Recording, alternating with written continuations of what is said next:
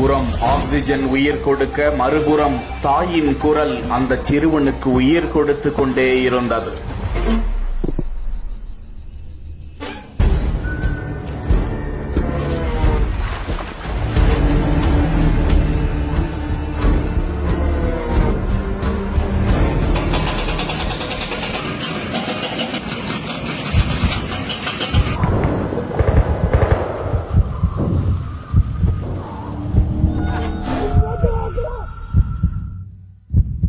ஆழ்குழாய் கிணறுக்குள் அடுத்தடுத்த நொடி நடந்தது என்ன?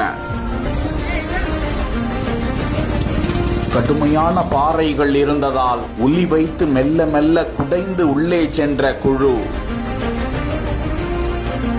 மஞ்சுமல் பாய்ஸ் போன்று சிறுவனை மீட்டு மேலே கொண்டு வந்தவுடன் மெய் சிலிர்ப்பில் கண்ணீர் விட்ட பேரிடர் மீட்பு குழுவினர்.